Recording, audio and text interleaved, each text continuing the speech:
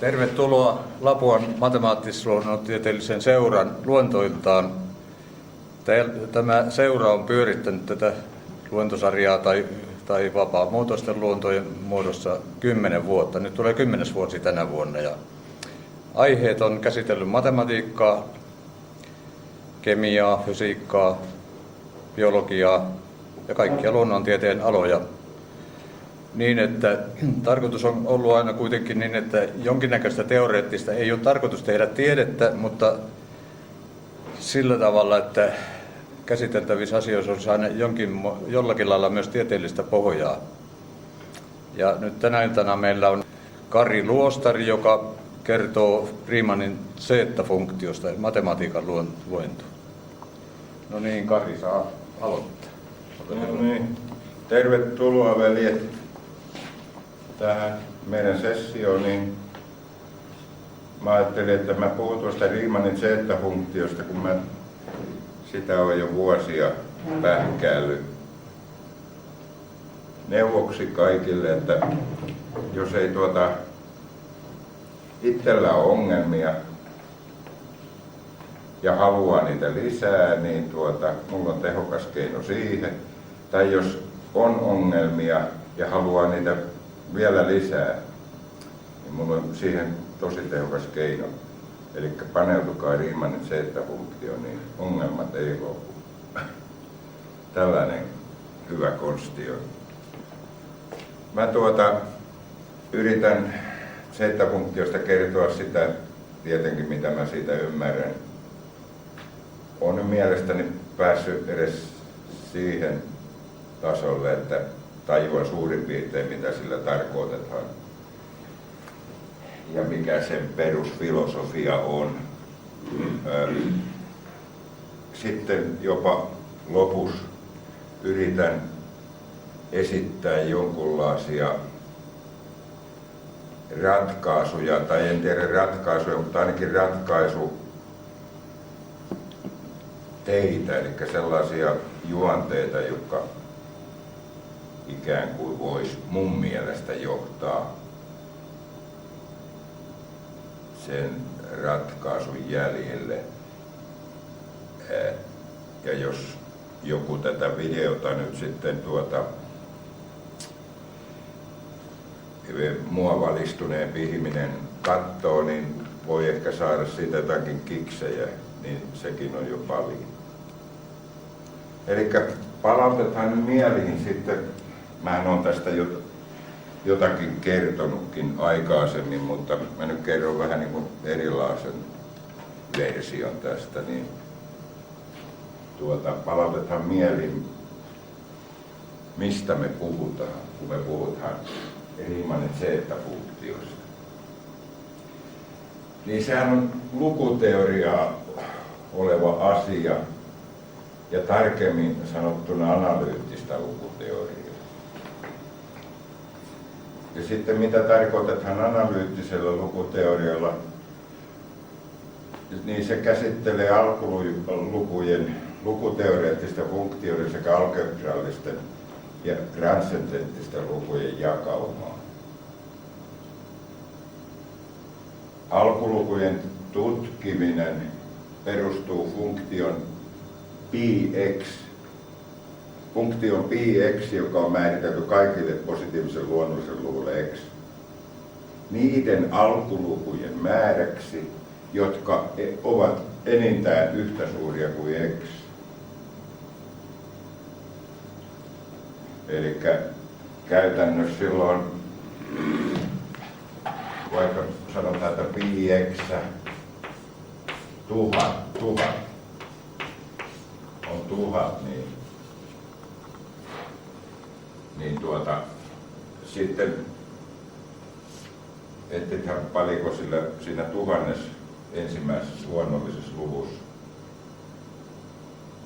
on alakuluku. Niin approksimaatio hyvä sitten on se, että se on 1000 jaettuna L1000. Tämän esitti jo Kaussi aikana tällaisen arvion, että se suuruusluokka pitäisi olla tuota luokkaa otetaan. Ja se tarkentuu sitten, mitä isommille luvuille mennään, niin se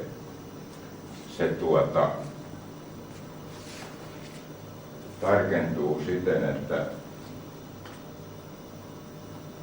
5x jaettuna x kautta lnxlle, niin se lähestyy ykköstä, eli ykkönen on se asymptootti, kun mitä suuremmaksi luku kasvaa, niin sitä lähemmäksi ykköstä mennään.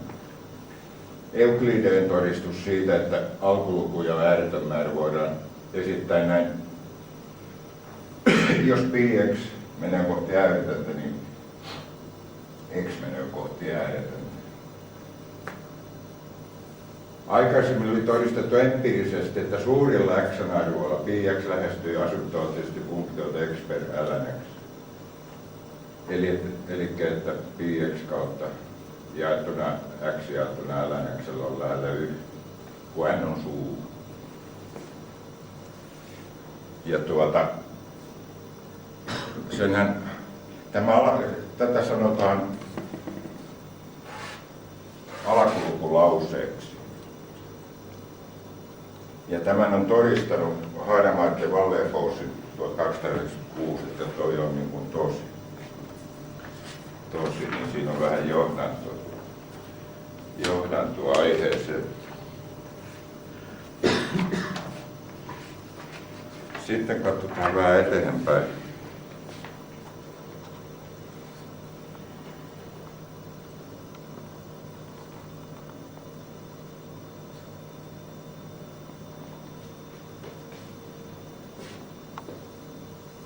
Tämä ei tarkoita, että funktio pi x ja x per lnx erotus on pieni kuin x on ollessa suuri, vaan erotus on pieni suhteessa pi x.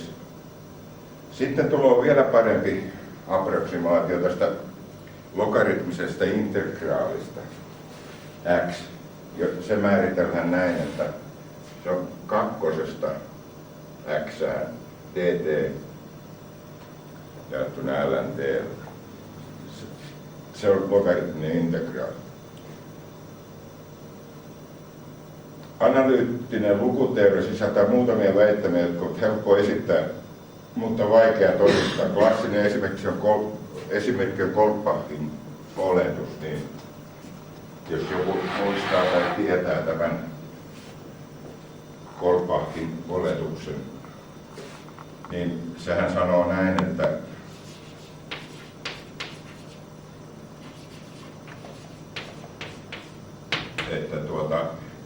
jokainen kakkosta suurempi luonnollinen pariton luku, n on 2k miinus 1, jokainen pariton luku on kahden alakuluvun summa, pk plus pj. Eli otetaan vaikka luku 8. Se on 5 ynnä 3. 4 on 2 ynnä 2. Niin edelleen. Tämä on havaittu, että tämä olisi totta, mutta kukaan sitä ei kyllä pysty todistamaan. Ja tämä on paha siitä, kun meillähän tämä lukuteoreettiset jutut pääsääntöisesti perustuvat niin sanottuun kertoluku multiplikatiiviseen systeemiin. Mutta tämä niin sanottu additiivinen yhteenlaskuhomma, sitten mennään jo niin kuin vielä astetta pahemmaksi. Siis tämä yhteenlaskujuttu, tämä on paha. No mennään eteenpäin.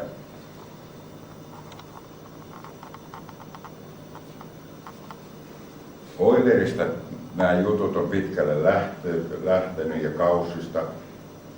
Euler sovelti näitä analyyttisiä menetelmiä lukuteoreettisiin ongelmiinsa. Mutta Riemann oli sitten niin varsinainen tämän analyyttisen puolen isä. Tämähän on niin kuin siinä mielessä erikoista tämä analyyttisyys lukuteoria, että se ei ole niin kuin oikein järkeenkäypää siinä mielessä, että perinteisesti ja lukuteoria, sehän on niin sanottua diskreettiä matematiikkaa, eli kokonaislukuihin perustuvaa. Ja nyt mennäänkin analyysin puolelle, ja sehän on raja-arvoja, jatkuvuutta ja äärettömiä prosesseja. Kun perinteinen algebra ja lukuteoria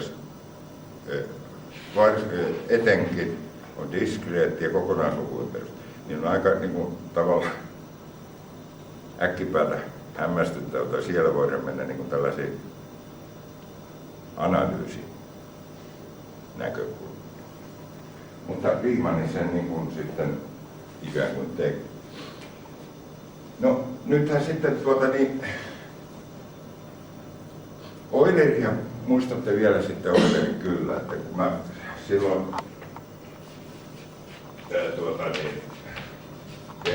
kerroin teille, että Baselin ongelmasta. Ja sehän oli tämä, että tämä perinteinen tämmöiset niin sanottu Baselin ongelma. Tämä johtuu se nimitys siitä, kun Euleri oli sveitsiläinen tyyppi. Ja Baselihan on Sveitsissä. Ja se aikanaan asusteli. Peräti oli vissiin syntynyt. Niin sehän on tämä. Eli luonnollisten lukujen käänteislukujen neliöiden summa. Ja tätähän pähkäili kaikki. Mutta Euleri keksi siihen sen sinifunktioratkaisun, kun mä esitin teille. Mutta niin, äärettömänä sinifunktion summana siitä ikään kuin sen väänti näin. Ja sehän ratkaisi sitten näitä siis 4., 6, aina tuonne 26 saakka se päästeli menemään sitten. Mutta nythän tässä on tämä, me näemme tästä. Tämä on aina, tässäkin puhutaan zeetasta, mutta se on aina niin sanotusti parillinen juttu. Aina niitä 2 toiseen, 2 4, 2 6, 2 7, 6. Niin se pelasi se sinifunktion kautta väännetty juttu, niin sinne aina parillisille. No ei siinä mitään. Mutta sitten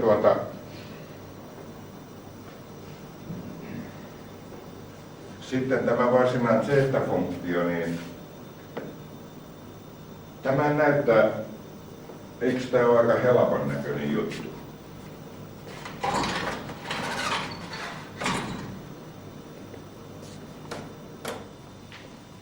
Zeta-funktio. Se on pieni z. Z on tällainen.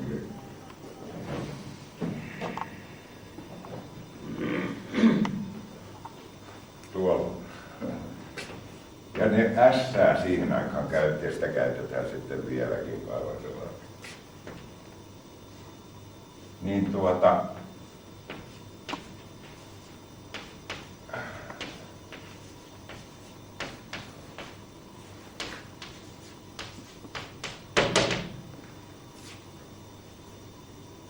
sama lukujono potenssiin S. Ja nyt Riemann laajenti sen niin kuin kompleksiselle, analyyttiselle, puhutaan analyyttisestä puolesta. Eli kompleksi muuttujaiseksi. Ja nyt tuli sitten, tässä tuli se ongelma, että tuo ratkaisu on nyt sitten niin kuin se homma, tumman juoni. Eulerhan oli jo johtanut tämän kaavan, että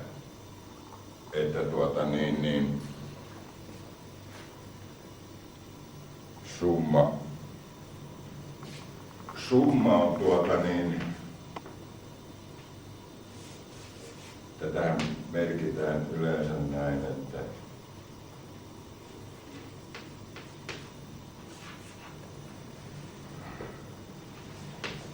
hän totesi näistä on lyhyempi merkki.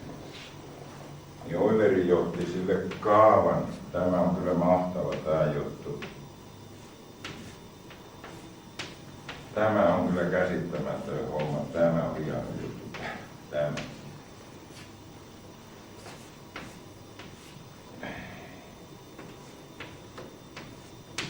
No, elikkä toi on kertoma, alakulkukertoma tuolla. Elikkä siis tämähän tarkoittaa sitä, että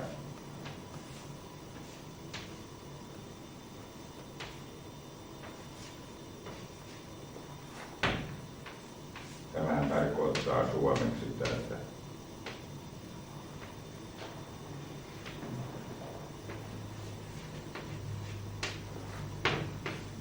tällaista. Elikkä se, että funktio on alakulukujen ääretön tulo, kun ne alakulukut on siis tuolla. Elikkä siis tällainen ääretön tulo, jossa alakulukut on tuolla. Tää on kyllä hieno juttu tämä yhteys tässä. No, ei tässä mitään ole. Se on nuo. Mutta tässä on nyt sitten se juttu sitten vaan, että kun nämä pätee sitten, jos me katsotaan z-funktio, kuinka se kulkoo tuolla kompleksi, tai täällä tasossa siis yleensä, niin tuolla on ykkönen. Niin se lähestyy, täällä on ykkönen kanssa. Ykkösen oikealla puolella se on tällä tavalla. Tuolla on puoliska, tuolla on ykkönen, kakkonen, kolmonen, nelonen, vitonen. Niin se menee näin. Ei suurin piirtein. Näin.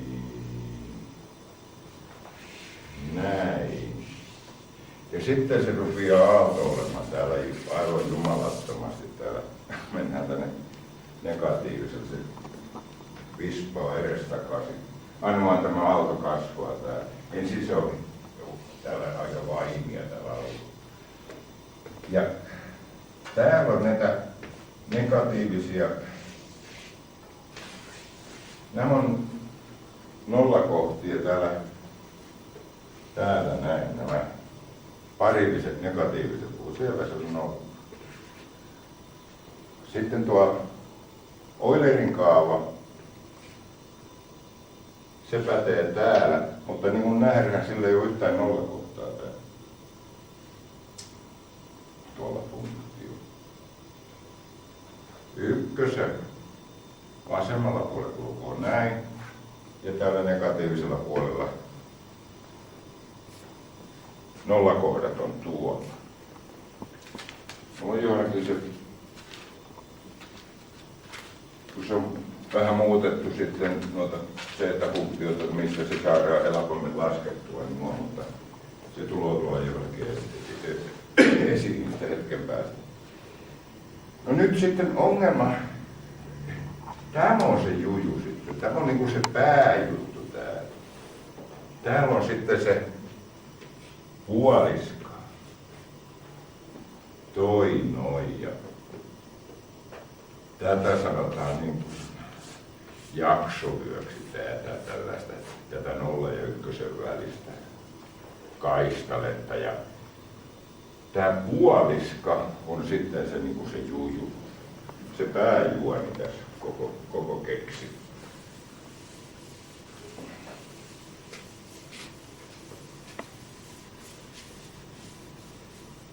Elikkä sitten havaittiinkin, tai Riemann 1259 piti sen dosenttiluentonsa, niin se siinä toi esille sitten sen, että tällä z-funktiolla niin funktion 0 kohdat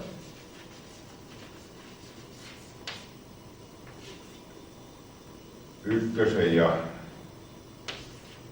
0 välillä, niin täällä on, kun S on puoli ja plus sitten joku CI, joku imaginääriosa. Täällä on äärettömän monta juurta täällä sitten. Tätä sanotaan kriittiseksi suoraan. Kriittinen tuo. Se on kriittinen suora. Täällä on äärettömän monta nollakohtaa. Sitten Riemann-Sieglerin menetelmällä se on aika kinkkinen ratkaista nämä nollakohdat, mutta sillä nyt on nollakohtia sitten esiintyy niin kuin, että joku 14,1 jotakin I puoli plus 21 jotakin I puoli plus 24 ja jotakin. Ja sitten aina tietysti kompleksialueella ollaan silloin liittoluku, eli tämän peilikuvan pisteet, niin täällä on tietysti miinus 14 I ja miinus 21 I. Niin näitä on äärettömän paljon. Niin ongelma on nyt sitten se, että pitäisi todistaa, että miksi siellä on sitten äärettömän paljon juuria tuolla puoliskalla. Ja sitä ei ole kukaan 155 vuoteen tehnyt. Ja sitä on kiihkeästi metsästetty. Aivan parhaimmat matemaatikot on metsästänyt sitä, mutta ei ne onnistu.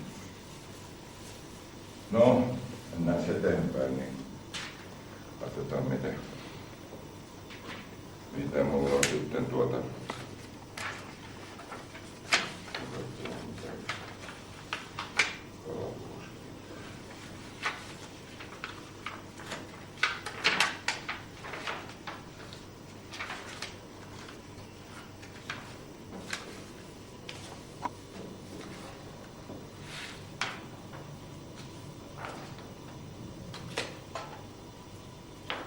me nähdään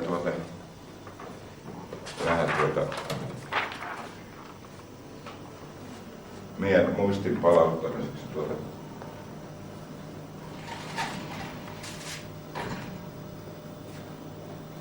siinä on kertomafunktio. Muistatte, mä joskus esitellyt sen. Sitten tämä kertomafunktiohan liittyy siihen gammafunktioon, suora yhteys. Ja sitten gammafunktiolla on suora yhteys tähän z-funktioon siten, että z voisi olla vaikka yksi muoto, vaikka että on 1 per gamma s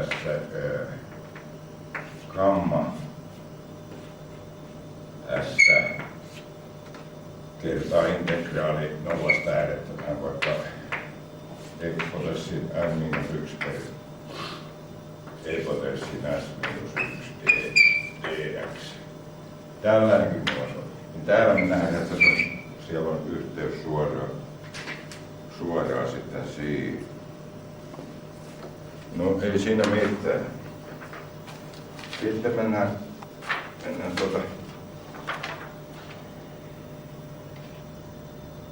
eteenpäin. Elikkä nyt sitten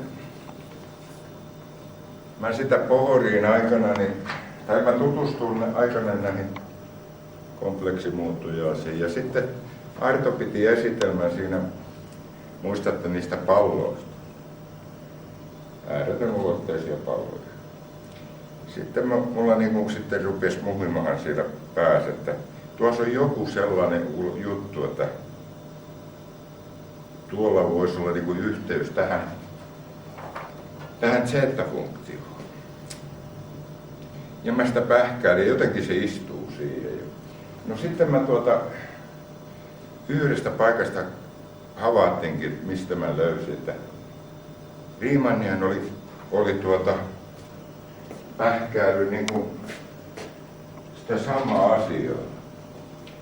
Elikkä se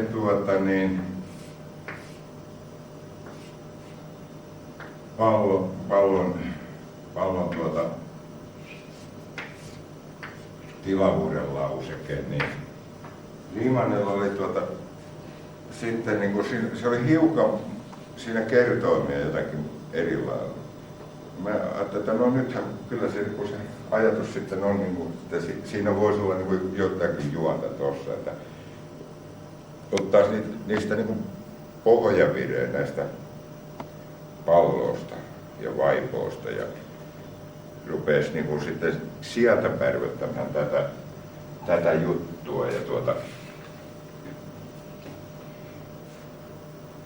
meillähän on meillähän oli se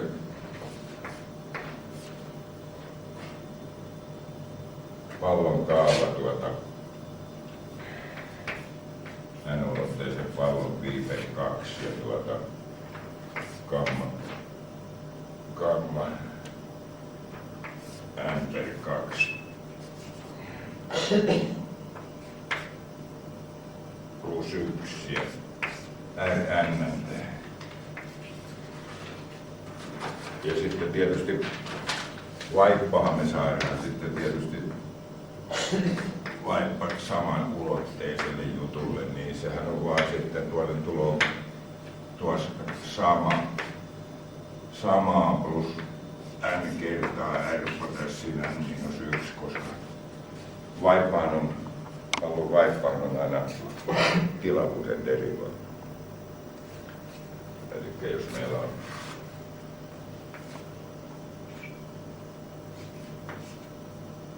on peruspallo 4/3 niin me derivoidaan siitä niin dv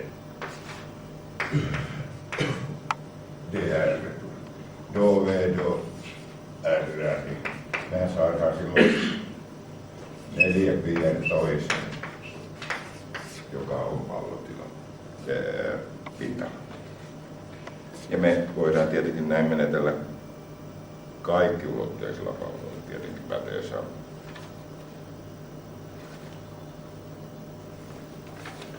Näin. No sitten vielä siinä kiinnitti tietysti sitten huomiota, ehkä hiukan myöhemmin, mutta kumminkin. Kuitenkin niin tämä juttu, että täällähän oli sitten tuo osa tuosta, niin sehän oli ääretön sini-NNT. Sini-NNT niin tollasta äärettömän.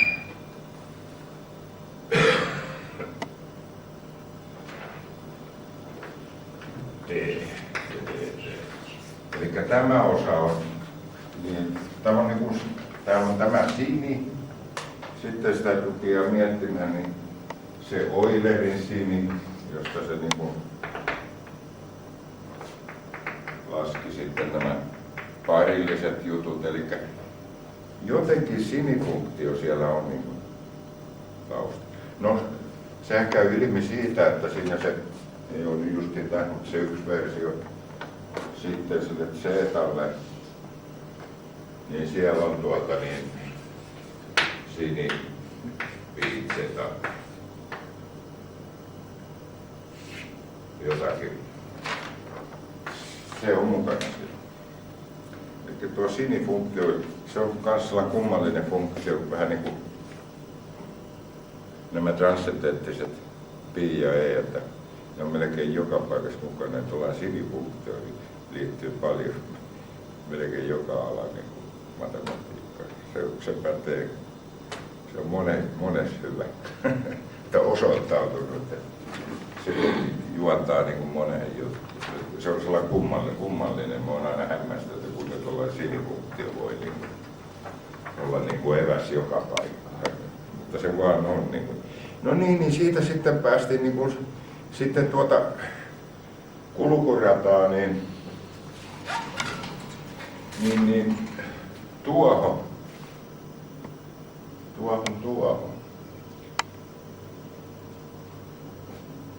Tässä on pallon tilavuus ja vaippa funktion kuvaajat välillä 0–1. Eli meillä on nollaulotteisesta pallosta yksiulotteisesta kaikki siltä välillä. Se näyttäisi täältä, eli täällä kulkee vaippa, se on tämä alue. Tilavuusfunktio on tuo. Se hiukan pudottaa itseänsä tuosta suorasta täältä ykkösestä tänne kakkoseen. Tämä on skaalattu vähän väärin, koska täällä on se antaa vähän virheellisen kuvan, niin täällä on kakkonen.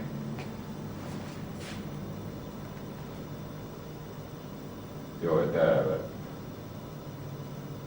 on ykkönen, joo. Niin se pudottaa itse pikkuisen tosta.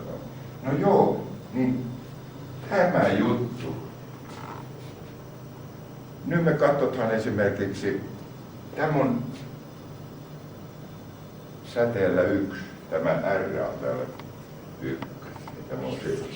Sittenhän se tulee skaalattua R:llä vaan, kun se tulee tuonne nimittäjähän, niin se skaalautuu tavallaan. Mutta tämä on niin kuin yksikköpallon. Yksisäteisen pallon kaikki ulottuvuudet välillä 0–1. Kaikki siis vaipat ja tilat. Joo. No nyt jos katsotaan, niin kun, että mikä on vaikka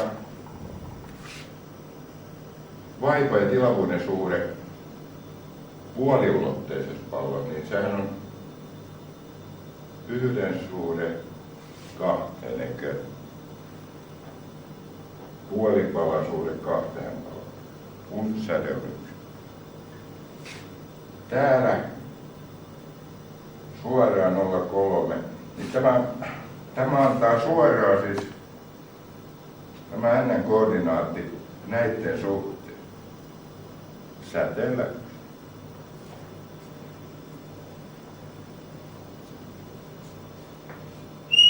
N-suhde R.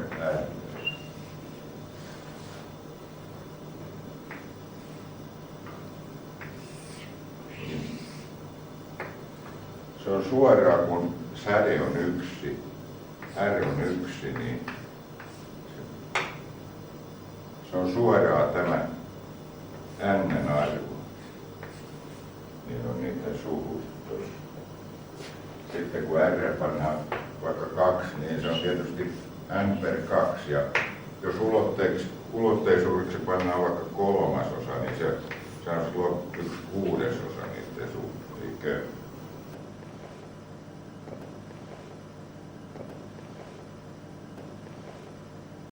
nyt ongelma on nyt sitten se, että nyt tulokin sitten se niin siis ongelma tulee tästä niin kuin sanotaan, niin tämän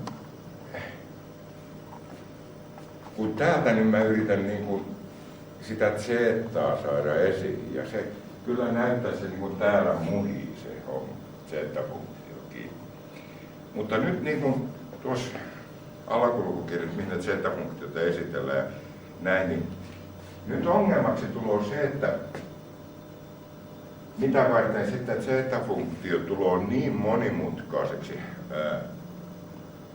jutuksi, kun se tulee, että tämä, ajatellaan puolta tuossa, niin sen muuttujien symmetriapisteet tuon puoliskan molemmin puolin, niin niitä vastaavat Z-funktion arvot onkin mutkikkaita saada synkron.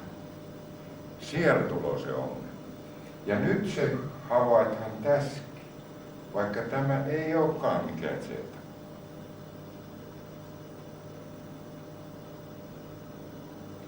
Mä näytän, mä miljoona yritystä tein. Oon tehnyt ja kokeillut. Niin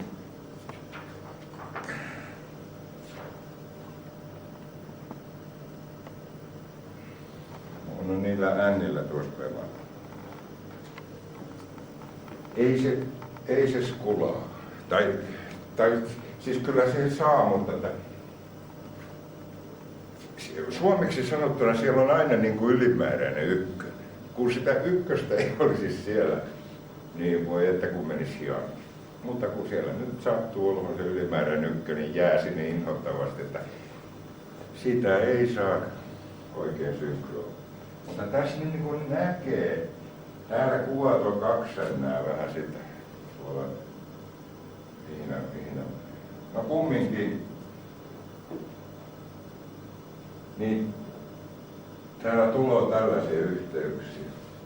Niistä kyllä raja-arvojakin mä oon etsinyt ja ne tulee tuolla esiin, mutta se on niinku se ongelma. No ei siinä mitään, ei me välitä siitä ongelmasta nyt vielä ainakaan mitään, niin mennään eteenpäin. Yritetään saada saada, että tässä olisi jotakin järkeä tässä hommassa.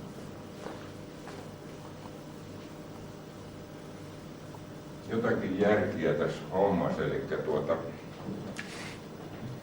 mä näytän teille sitten, että sitä varten mä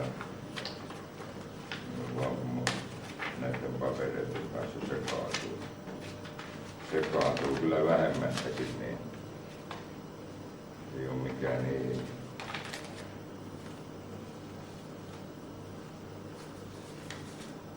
Niin muuten taas näette, kun olen mä tätä yrittänyt, mulle tulee Hesariin. Tämä, älkää ikään tehkö näin.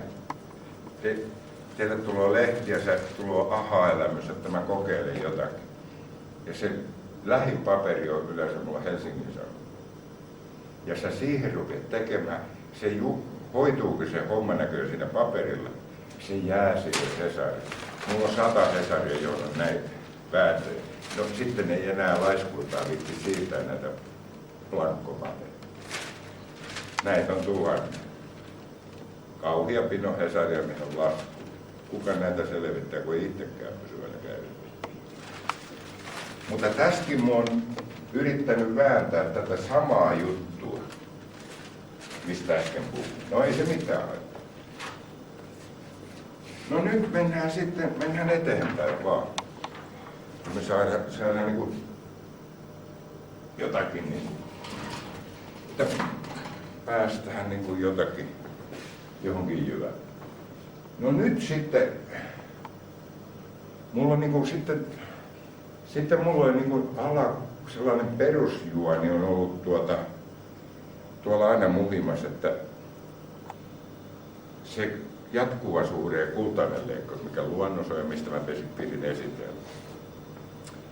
Että jotenkin, ja onko sitten jopa, että voisiko Z-funktiota jotenkin sinne suuntaan vääntää, että olisiko niillä yhteyttä.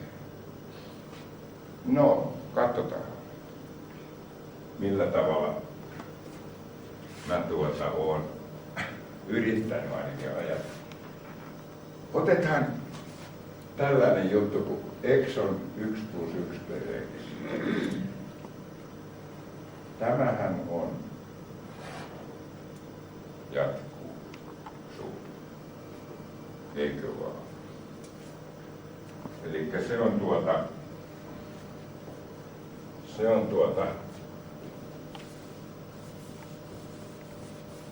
on se on sama kuin x toiseen miinus x miinus 1 on 0. Tuo on sama juttu. Niin tässä juuret on silloin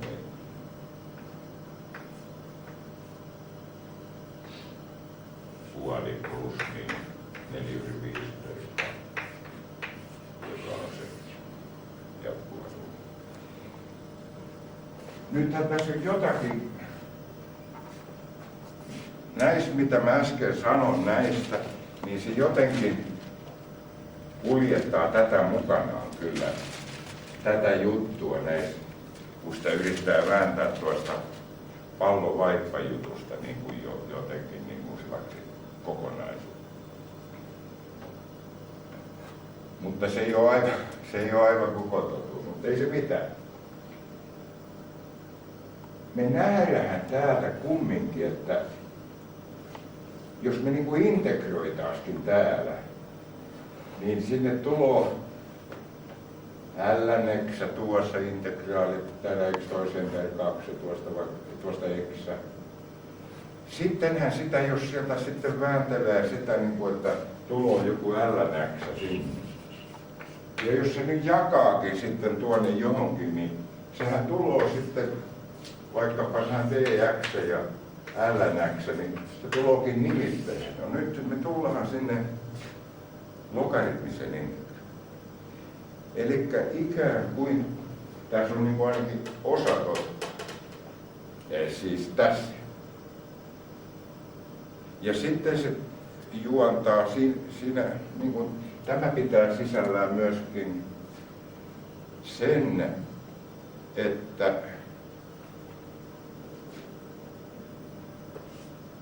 x per ln(x) niin on se pi(x). Eli se alakulkulause. Alakulkulause ja parempi approksimaatio siitä. Se ikään kuin olisi tässä jotenkin mukana, eikö vaan? Kyllä se siinä jotenkin. Eli tämä on vähän niin kuin derivoitu tapaus sellaisesta. No nythän sitten oli niin, että se oli sitten ne nollakohdat on hukassa, eikö? Sehän on se ongelma. No jotenkin sitten kato, kun... No tietysti silloin, eikö kannattaa etsiä täältä sitä, niitä nollakohtia. No nehän on kyllä, nehän on nämä. Ja nythän me saadaan tietysti, jos me pannaan joku toinen versio siitä, että x toiseen miinus x miinus 3/2 on 0, niin me saadaan sitten imaginäärijuuret siitä. Eli suurin piirtein sama. No täällä on sitten niinku, tässä on nyt yksi versio tästä, niin mä oon integroinut täällä näin kaiken näköistä. Ja sitten tuonnehan tulisi tollanen error-punkti, eikö? Tämä on niin sanottu error. Mä oon saanut tuollaistakin yhteyttä sitten, että 1 per 1 miinus x on e-potenssi miinus x toiseen per 2.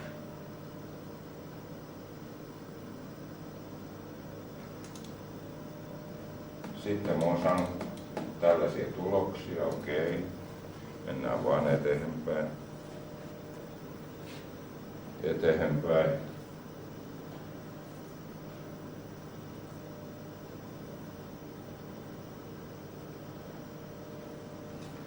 Sieltä mä oon saanut puoli kertomaa tänne ja näin.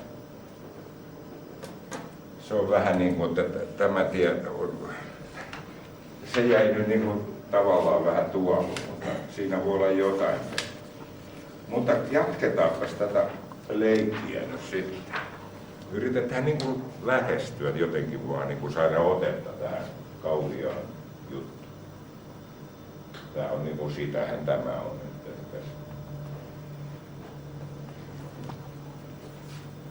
No sitten mulla on tuollaista yhteyttä. No tuossa on sitä jatkuvaa suhdetta. Sitten mä oon käyttänyt Euleriakin siinä juurien käänteislukujen summasysteemiä ja sieltä saanut tuota puoliskaa kyllä ulos. Sitten mä oon saanut tällaisenkin funktion. Mutta nyt mennään mun mielestä mielenkiintoisen ajatuksen, tai mun mielestä. Tällaista symbolista kokeilua. Niin P-kertoma. Muistatteko nyt sitten, että... Ja kyllähän se muistaa, eikö? Johan muista tämän alakuluvun. Niin se, että muistatte Euklideen jo silloin 2300 vuotta sitten, niin kertoo sellaisen jutun, että P-kertoma plus 1 2 vaikkapa on tuo P, mä oon nyt, tämä ei ole virallinen merkitys, se on vaan mulla. 2 kertaa 3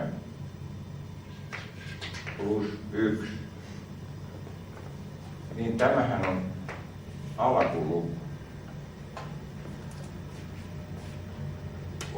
Euklide osoitti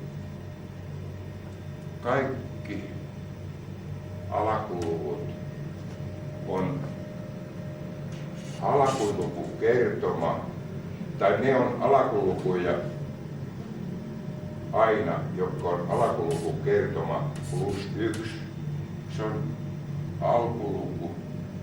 Tai sitten 2 alakuluvun summa, joka ei ole kumpikaan näistä tekijöistä. Tässä on esimerkki siitä. Katsotaan tällainen.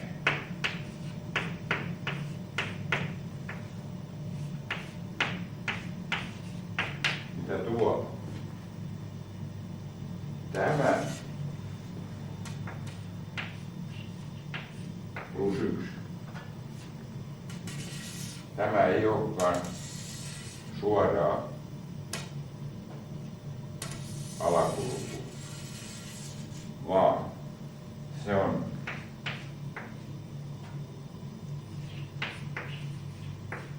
kahden alakuluvun. Eli kaikki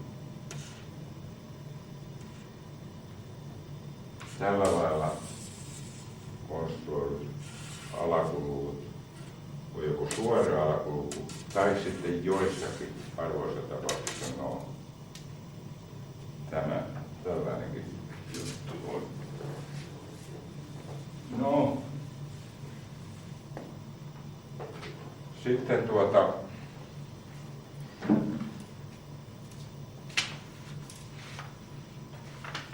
sitten sitten joo. Niin mä jäin tuohon, että tässä on niinku sellainen jännä juttu, tämä mun mielestä. Tämä juttu, että tuolla kokeilu. Niin tuossa nyt mitä mä äsken näytin. Ja mä oon sitten muuttanut sitä tällä tavalla.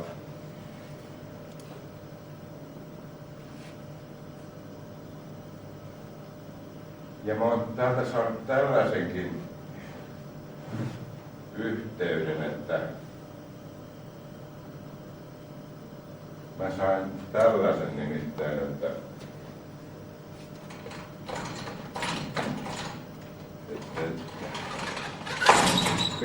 PK,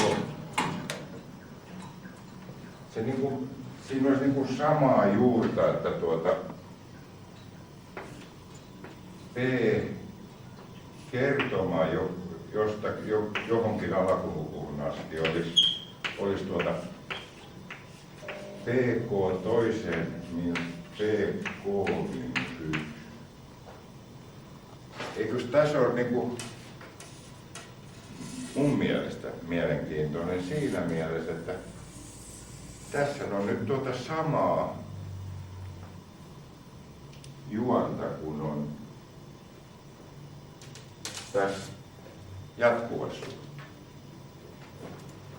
Niin täällä olisi niinku, tällaisen mä vaan niinku havaittin. Elikkä tuo sanotaan niinku, että rakenteellisesti niinku matematiikassa sanotaan, ne on isomorfisia ja niinku saman rakenteisia jotenkin, niin siinäkin on mun mielestä niinku mielenkiintoinen näkökulma, joka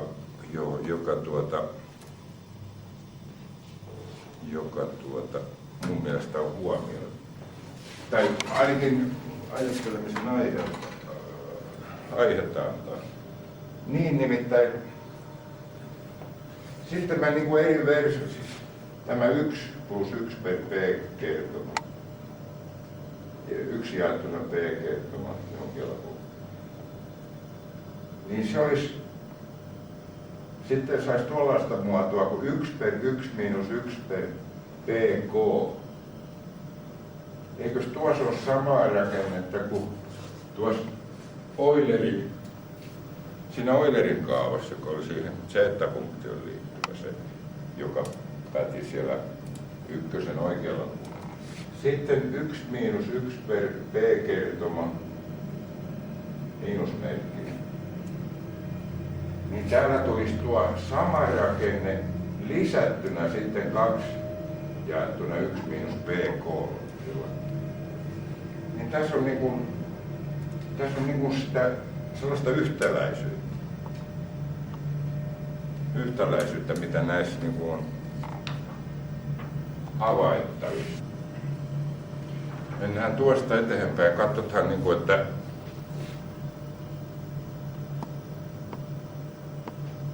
nythän sitten eräissä tapauksissa niin tai tuossa on potenssisarjan summa on tullut, eikö se ole?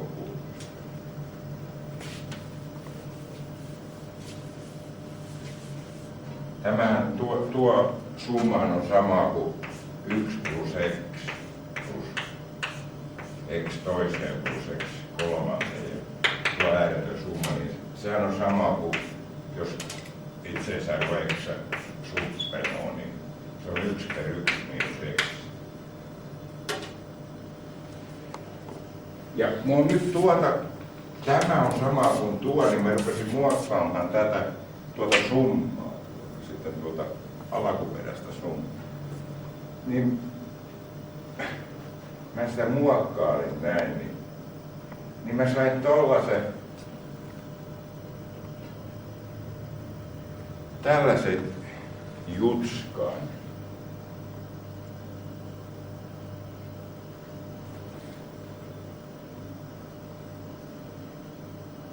Että yhtäläisyyden, että x per 1 miinus x per miinus x toiseen on 1 per x, 1 plus x toiseen. No, tästäkin mä puhun kerran. Tämä on niin sanottu generofunktio Fibonacci lukujono. Eli me saadaan sieltä sitten laskettua ne Fibonacin luvut ja sitten me siitä voidaan tehdä se lukujono. Me saadaan siitä sitten se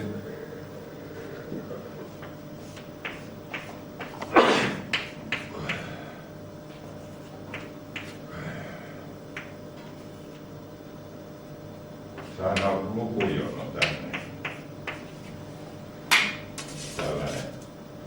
Tällainen niin. No ei siinä mitään, mutta sitten tämä, että eli se on sama kuin 1 per x kertaa tuo, niin sitten sen osamurtohajotelma, niin niin se ei olekaan aivan yksinkertainen, sillä pitää niitä tässä tapauksessa määräämättömän kertoimien menetelmällä hakea tuo ja hajottaa tuo, niin se on sama kuin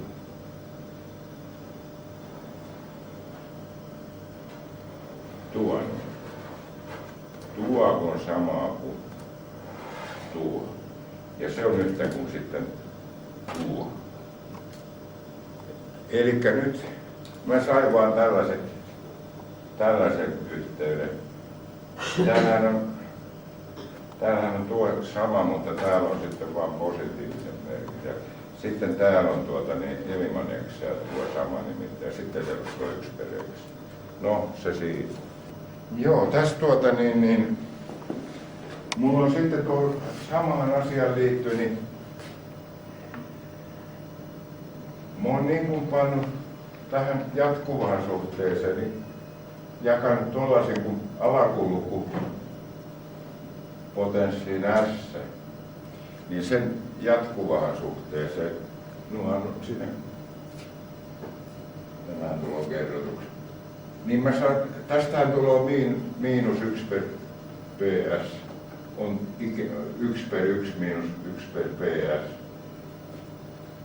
No eikös tässä ole samaa kuin Eulerilla?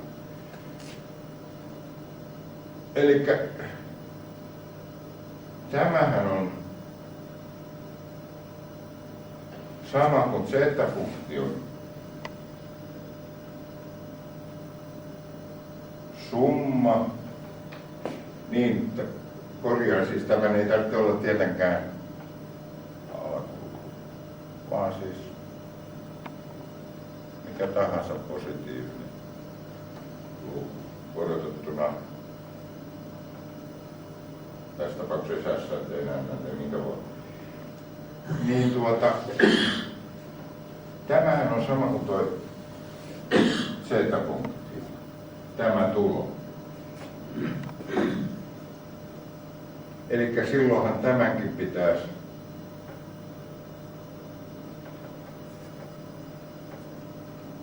tämä on sitten, tämä tuloutetaan, niin siitä saa taas tämä tulo.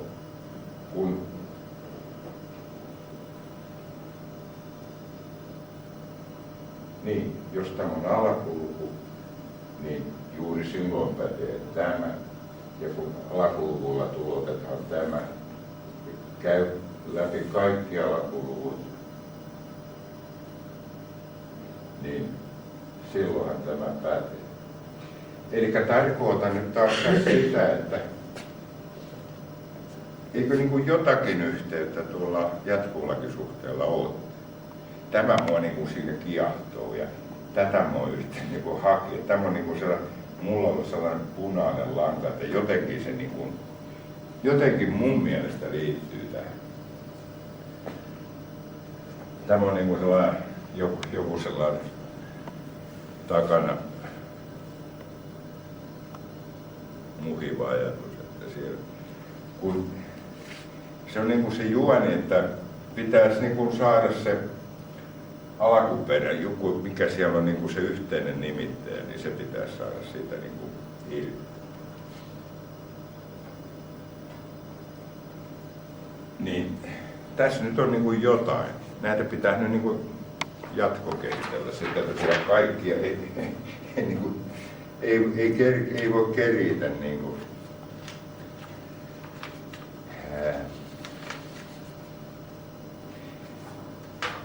Se vaan on.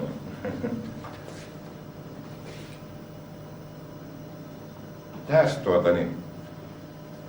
tätä mä olin jo miettinyt aikaisemmin, mutta sitten muistatko Mauno, kun tuli se video edelliskerralla, sä et ollutkaan vaikka.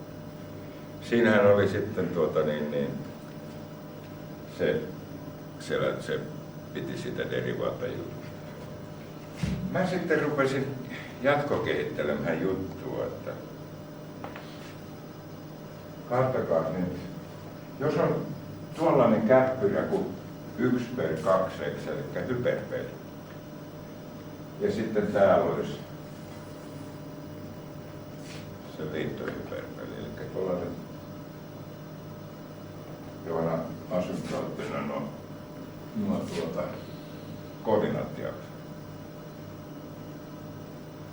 Tässä on mielenkiintoinen juttu tässä, niin kuin lisää siihen juttuun, että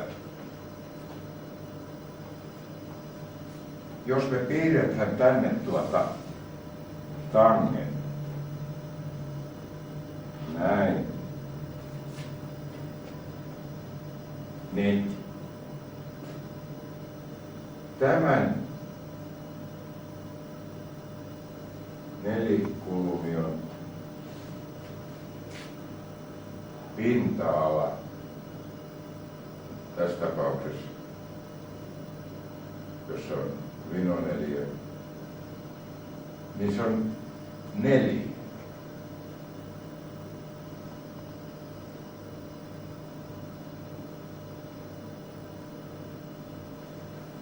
Sitten, jos me piirretään siihen tuo suorakaide, joka on näiden pisteiden kautta piirretty, mikä sivuaa näitä hypersäleitä, niin sen pinta-ala on 2. Eli nyt vaikka mä siirrän tätä tuonne ikään kuin kohti ääretöntä tuo, ja tämähän menee lähelle sitä kohti ikään kuin tätä, tämä on asymptootti, tämä koordinaattiaksi. Niin tuo suhde on aina sama. No, nythän, eli niin kuin hienosti sanotaan, niin niiden suhde pysyy invarianttina, muuttumattomana. Vaikka me kuinka heilutellaan tuota häkkyrää siellä, niin se on aina niin kuin se sama se suhde ja sitten siihen piirretyt nuo suorakaitteet. Niin ne on aina sama. Vaikka me viedään se mihin asti, niin se on aina se 2. Niin nyt sitten niin kuin tässäkin niin kuin joku sitten jotenkin niin tässä on niin kuin jotakin samaa siinä mielessä, tai kysymykseni kuuluu itselleni, onko tässä niin kuin jotakin sellaista samaa, joka liittyy tuohon z-funktioonkin siinä mielessä, että täällä on tämä nimittäjäs tuo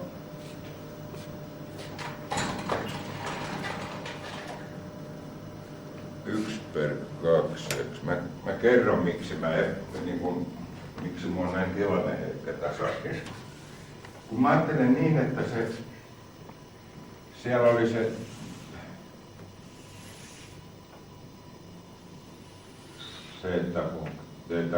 tai nämä, jotka yritettiin hakea täältä tätä yhteyttä, tai tämän kautta niin kuin tämän pallon vaippa ja tilavuusjuttu. Ja täällä on se puolisko. Nythän oli vaikea hakea sitten näitä peilipisteitä, niin kuin mä sanoin. Niin mä ajattelin, että sitten kun tämä puoliska niin kuin yhdistää, niin kuin, että siellä on niitä juuria, ja sitten toisaalta, ajatellaan tällaista asiaa. Onko tässä mitään järkeä, kun vaipaan ja tilavuuden suhdetta? Pallon vaippa vaipasta tehty, tai yleensä pallo on suurin tilavuus, mitä jostakin pinta-alasta voidaan tehdä. Se on optimaalinen pintaansa nähden. Siinä on vähiten pintaa suhteessa tilavuuteen. On aina pallo. Elikkä puhutaan niin sanotusta perimetrisistä ongelmista. No, eikö silloin täällä puoliskalla kuvit ajatellaan niin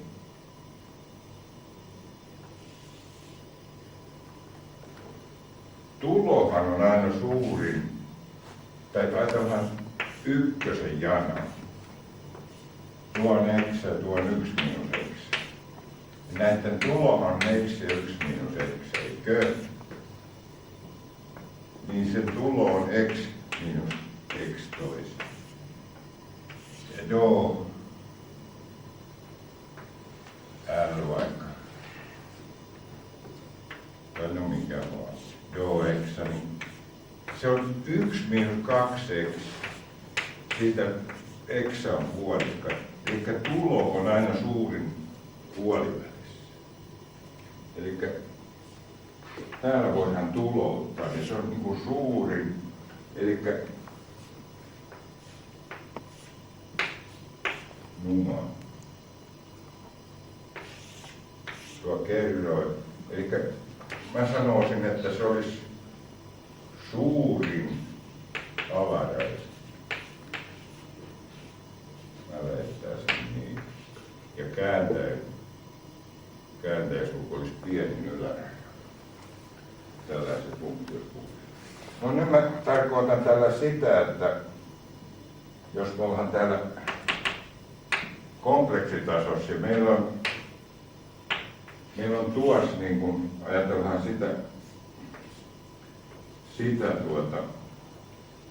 kompleksilukua tuolla kriittisellä suoralla, niin se on puoli plus vaikkapa se joku 14 i ja sitten tietysti liittoluku on miinus 14 i.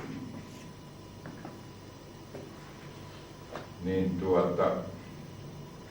näiden tulohan on tietenkin sitten 4/4 plus 14,1 toisen. Tarkoitan, että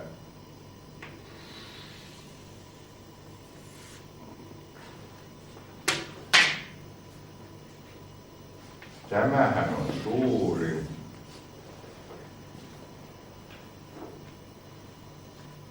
kun tuo on suurin, koska tuo määrää vaan se kulma siellä, millä se heiluu. Tämä on ikään kuin pysyvä ominaisuus siinä.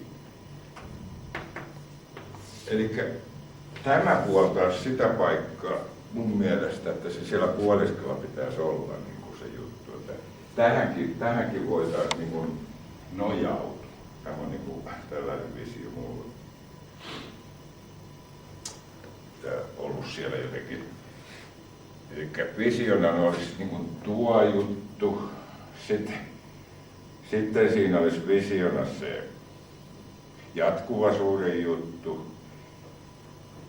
Se kotkattuna siihen alakulukujuttuun.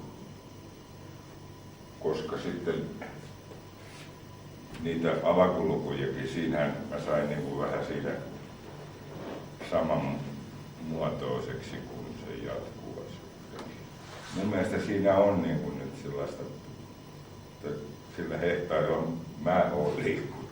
No, ei siinä mitään.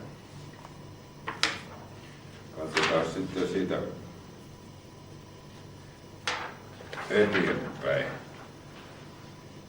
eteenpäin vielä, niin mennäänpäs tuohon.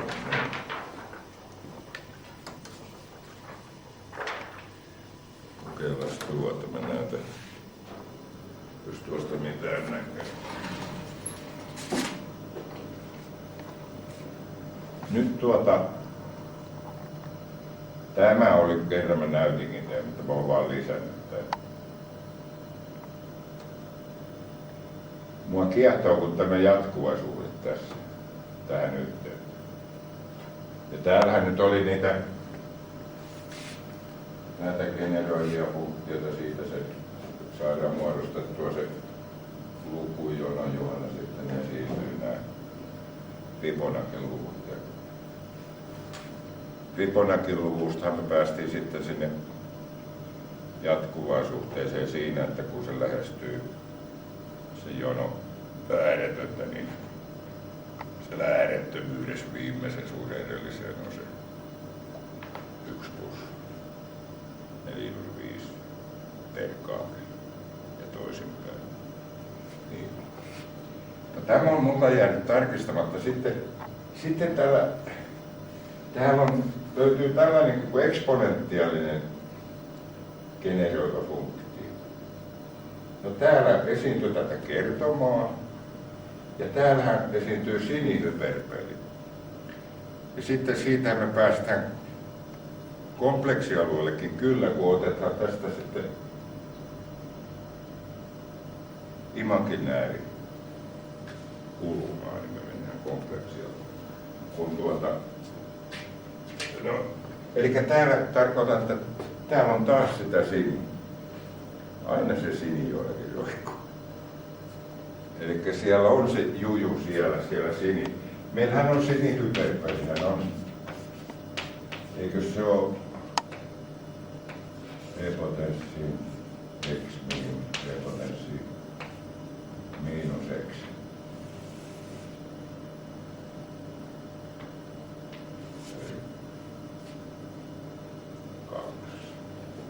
Joo, kyllä siinä on. No ei siinä mitään. Tällaisia täällä niin kuin löytyy jotenkin niin kuin näitä yhteneväisiä, sellaisia kaiken näköisiä, joita pitäisi tietysti jonkun katsoa.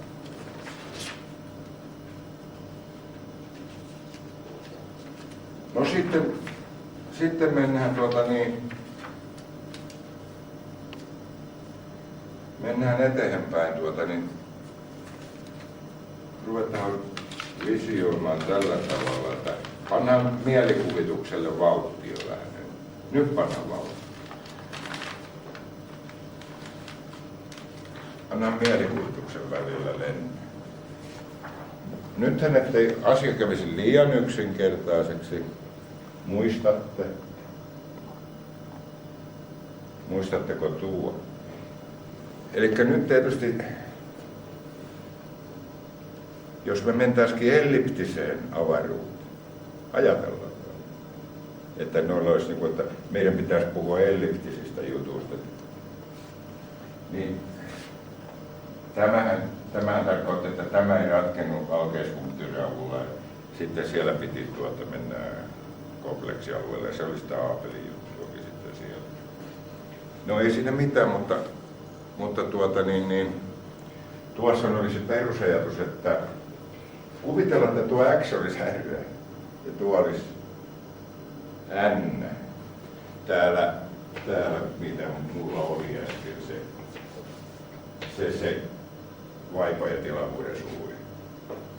Ja täällähän niinku elliptisellä alueella sehän oli niin, että tämä suuri on logaritminen juttu sitten, että kun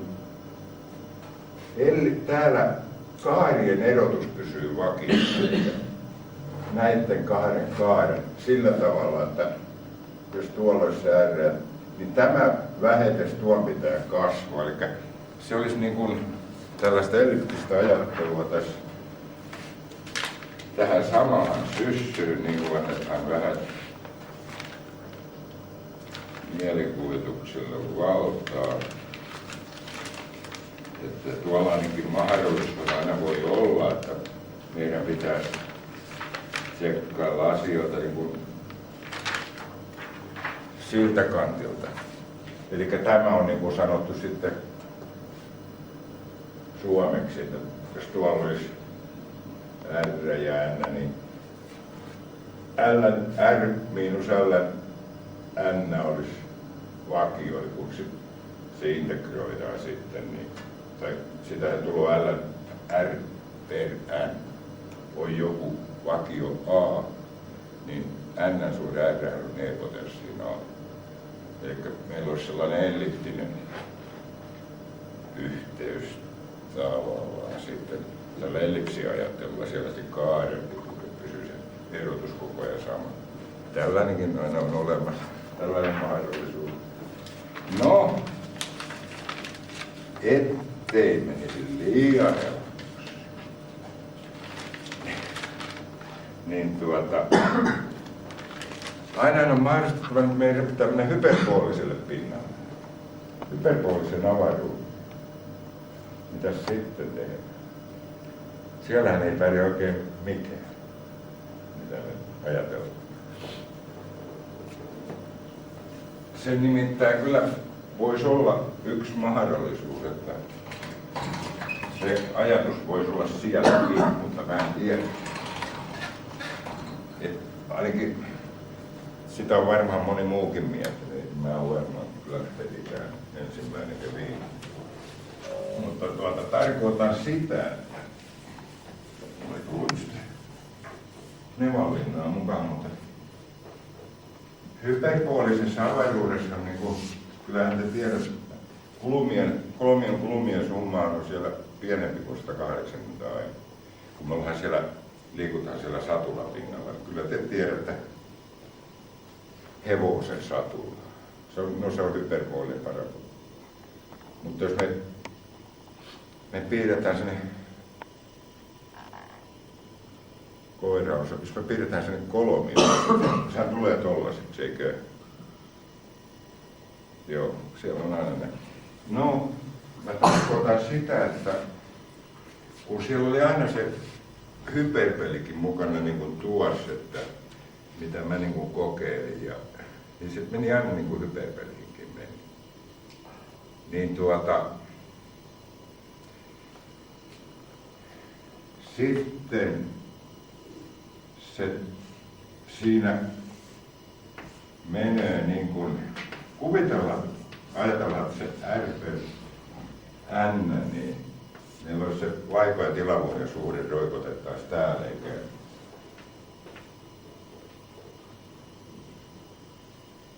toiseen.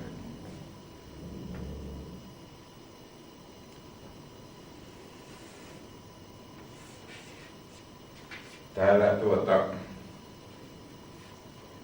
kompleksinen integrointi on, se on aivan oma maailmansa. Mutta ei meitä takerru siihen. Tähän rakenteeseen, että Poincaré on tämän homman isä.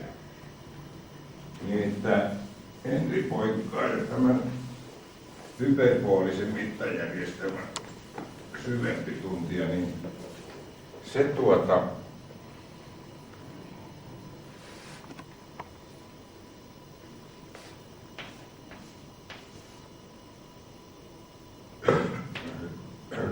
sanoo näin, että no tuo integraali kumminkin on niin kuin, että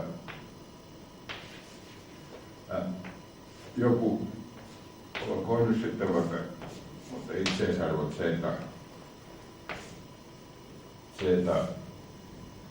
sinällään ja 1 miinus itseisarvot z. Niin nyt täällä niin kuin se kaarialakio, joka dz, niin kun se kuvautuu sinne hyperbooliselle pinnalle, niin siellä se tulee mittakaavan muutos. Tää on niin kuin paha. Elikkä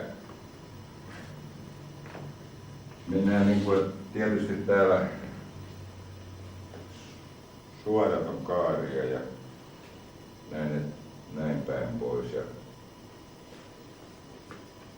Poincaréhan sanoo, että lähdetään orikosta poispäin, niin oriko loittonee äärettömän kauas. Ja sitten tämä täällä hyperboolisella pinnalla, se lyhin tie, mikä sieltä menee, niin se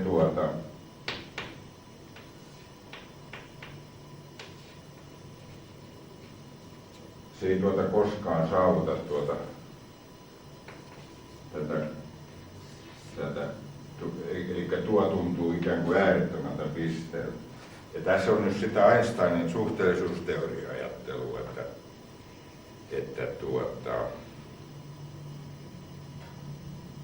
nyt tullaan kysyneeksi sitten sitä, että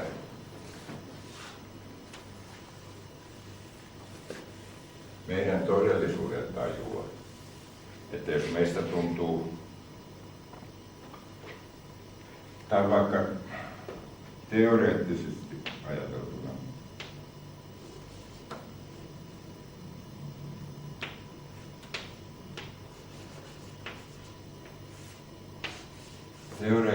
ajateltuna, vaikka ajatellaan tätä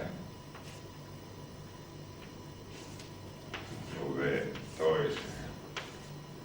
Sitä massan kasvua esimerkiksi suhteusteorian puolella. Niin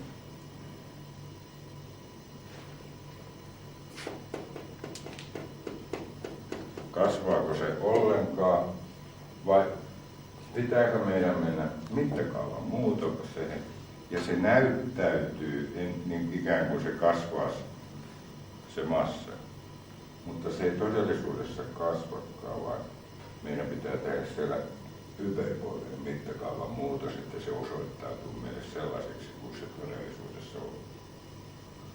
Eli kaukaa haettuna, olisiko sitten tässä ajattelu, tämä meidän, vaikka tuo vaiva ja tilavuuden suhde, niin jos me niin kuin tehtäisiin täällä se mittakaavan muutos, niin oltaisiko me oikeilla jäljellä, tai kuvaisiko se tätä tilannetta vaikka jotenkin paremmin.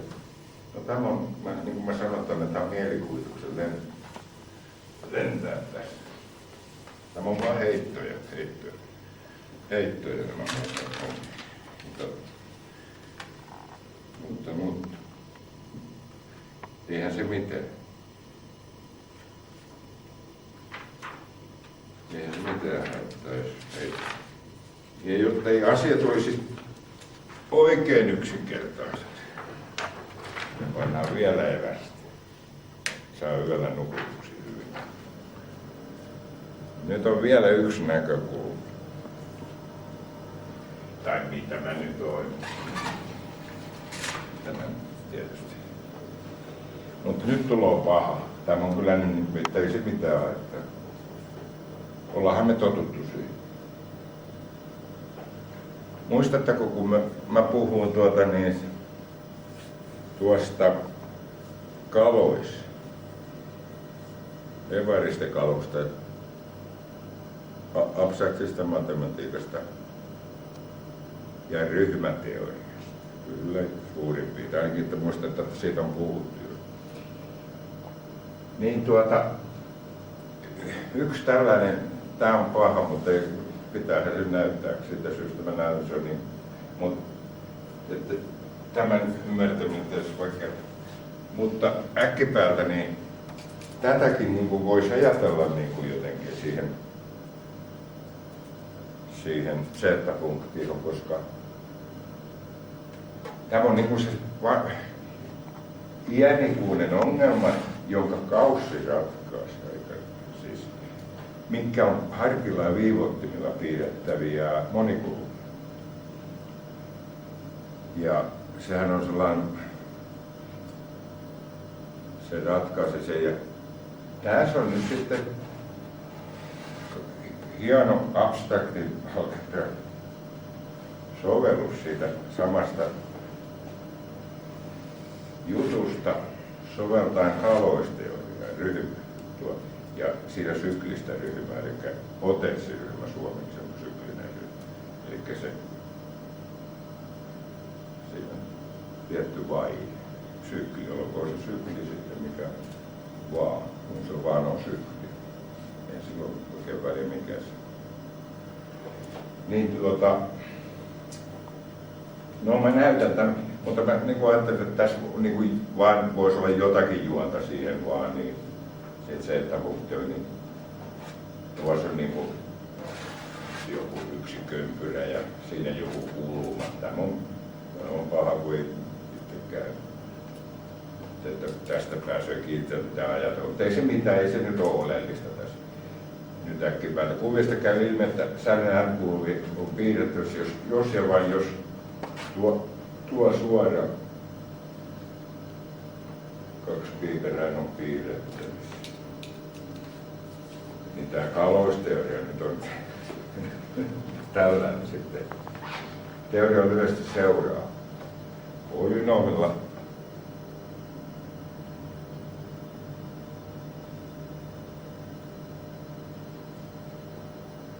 Polynoomilla ekspotenssiin näin. Ja minä olen yhdessä tapauksessa päädyin tällaiseen, kun vaan aivan erikäin. Mä pääsin vaan tollasen. Elikkä R-potenssi näin on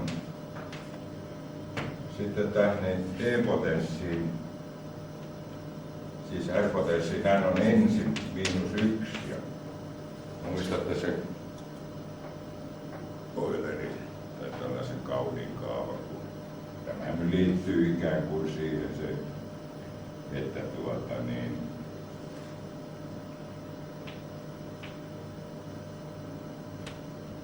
E-potenssiin pi on -1. Tämähän on sitä samaa. Tämähän kuuluu se niin tietyllä tavalla päädyt tuohon, niin E-potenssi pi niin tämähän niin sitten, jossakin tapauksessa voisi saada tuollaisenkin ulos, niin vähän niin kuin samahan juttuun tätä voisi kytkeä sitten, niin sehän on tällainen, että ekspotenssiin näin tästä, mä puhun justiin tästä, niin siellä on niitä primitiivisiä yksikköjuuria, eli sillähän on juuria tällä kompleksitasossa niin kuin ääretön, siis 2pi perään, kun kompleksistasossa on yksi kierros, on se 2pi on se vaihe. Kun se reaalialueella on 2pi, eikö? Kun me siellä sähkön juttuja ajatellaan, niin meillähän on ne vaiheet siellä, ne puhutaan silloin 2piistä, mutta mennään kompleksialueelle, me lisätään se i vaan ja sitten se jaetaan. Ja silloin sitten näitä primitiivisiä juuria z, eli 2pi perä. Nämä n-juurta muodostaa sitten syklisen ryhmän. Niin. Meillähän on sykli, meillähän on tuossa joku vaihe, eikö? Sitten tämä mun ajatus on se, että kun tämä n on puoli tässä tapauksessa, pantaisiin tuonne, että se olisi pi per puoli, eikö? Niin tämähän tulisi niin kuin 2pi, eikö? Ja sitten tämän kerrannan siellä tulisi niin kuin 2n pi. Jos tätä puoli pantaisi puoli, neljäsosa, kahdeksasosa niin edelleen.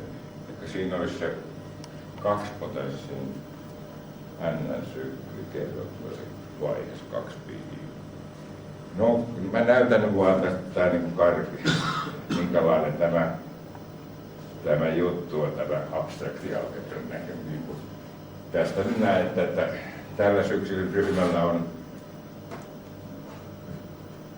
Fian generaattori, jotka on primitiivisiä yksikköjuuria tyyppiä z-potenssin m, jossa m ja n ovat suhteellisia alkulukuja.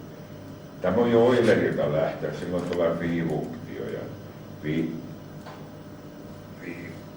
bifunktio ja se, täällä tulee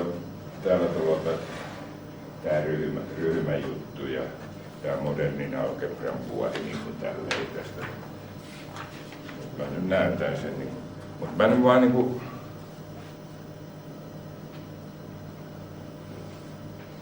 halusin sanoa, että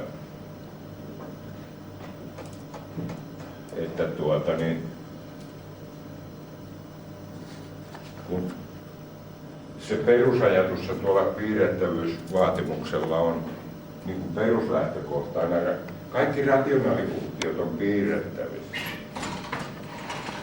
Ne voidaan piirtää, niin, mutta sitten siinä on justi se juttu, että siinä pitää olla niin kuin tämä perusvaatimus pitää olla niin kuin voimassa, että se pitää olla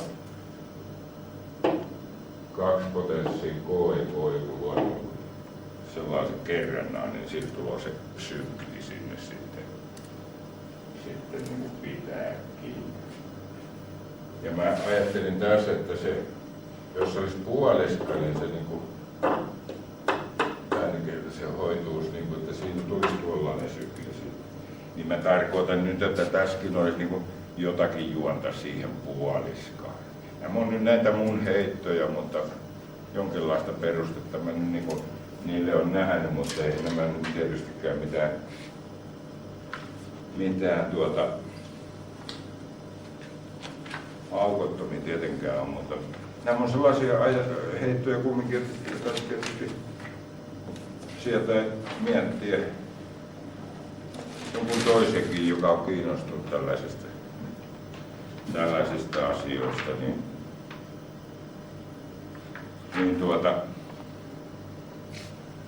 tämä mun mielestä tästä aiheesta riittää tähän. Kiitos tarkkaavaisesti. Niin kuin näimme tästä, niin Kari Luostari on hyvin tällainen luova ajattelija, luova matemaatikko ja tosi mielenkiintoisia luontoja esittänyt täällä. Tämä luento oli kyllä niitä kaikkein teoreettisimpia, mitä meillä yleensä on, että meillä on normaali luennot on kyllä huomattavasti lähempänä käytäntöä. Ei kaikki, täällä on kyllä ollut aika teoreettispitoisia luontoja ja muitakin, mutta näitä on todella mielenkiintoista ollut seurata. Ja meillä on yleensä ollut tapana, että ei näin hiljaa istuta luennon aikana niin kuin nyt istuttiin, mutta se oli lähinnä koemieliskin tämä niin, että ei häiritä sitä itse luonnonpitäjää. Mutta meillä on ollut yleensä se keskustelua siinä aivan ja kysymyksiä esitetty ja käyty vähän joskus väittelyäkin jostakin asioista, mutta tämä nyt, no onko tähän Karin luentoon nyt? Mä voisin tähän lisätä vielä sen verran, että mä niin kuin yritän niin kuin sitä tuoda tuossa samalla niin kuin esiin tulee oikeastaan väkisinkin se, että ei saisi niin kuin kangistua niin kuin sellaisen vanhojen rakenteen. Ikään kuin se, että matematiikassakin voi vähän niin kuin leikkiä ja antaa vähän hulluja ajatuksia. Ei niiden tarvitse olla aina eksaktia justiin, vaan niissä voi olla joku juoni vaan, mutta että ne voi olla niin kuin tuollaisia puolivapaita heittoja. Totta kai niissä joku ajatus on, mutta että ettei niin kuin koko ajan mennä niin kuin alusta lähtien niin kuin justiin vaan niin kuin tiukan todistelun tietä, vaan niin kuin heitellä tolleen vaan vapaasti, niin sitten sieltä se oli paljon mukavampaa ja luovaa. Ja tarkoitan sitten vielä, mä heitän tähän vielä niin kuin sellainen kaneetin. Kun Gaussilta kysyttiin, aikanaan joku ihminen sanoi Gaussille näin, että mitä järkiä sun Gaussi on miettinyt tuollaisia hulluja ajatuksia? Että onko tuossa mitään järkiä noissa sun hommissa? Että mihinkä niitä, onko niissä mitään käytännön hommia, mihinkä niitä voi käyttää näin? Gaussi vastasi minusta hyvin. Mieti, mitä hyötyä on vastasyntyneestä lapsesta. Minusta se on hyvä vastaus, koska jos me jotakin teoreettista heitellään, eihän me tiedä vielä siinä sikiövaiheessa tai justiin syntyneenä siitä matematiikastakaan, minkä se voidaan käyttää. Niin kuin emme vastasyntyneestä lapsestakaan tiedä, mitä siitä vielä tulee siihen kausi. Se on minusta 9. Se oli hyvin sanottu. Ja tuohon vielä, niin eihän me kaikki läheskään ole sillä lailla matematiikkaa seurannut eikä ymmärtää kaikkea, mitä sä kerroit. Joo, se, mikä se tässä on mielenkiintoista, se ajatuksen juoksu, että Joo. seurataan sun logiikkaa, miten sä ajattelet Joo. näitä asioita. Niin. Ja minusta tässä on tärkeää se, mä toivon, että jos tällä pannaan jakeluun, että se joku saa kikseen, joka on aiheeseen paneutunut, niin jotakin uusia näkökulmia, niin sehän on, palvelee tarkoitustaan se. Plus sitten tietysti, että voi ottaa muun yhteyttä, että saa vaikka keskustella jonkun ihmisen kanssa, missä on. Kyllä. Niin tämä tästä. Joo, kiitos Karille vielä. Onko jollakin nyt esittää kysymyksiä tähän Karin luentoon liittyen tai muita ajatuksia, jotka vaikka tähän meidän toimintaan liittyy? Jos ei nyt ole, niin me tietenkin nyt voidaan lopettaa, mutta yleensä tämä on tosiaan ollut niin, että me keskustelemme näistä asioista ja eikä kaikki tarvitse, tänne toivotaan lisää väkeä. Meillä on nyt vähän, meillä on 25 ollut ehkä enimmillään, niin riippuu vähän aiheesta.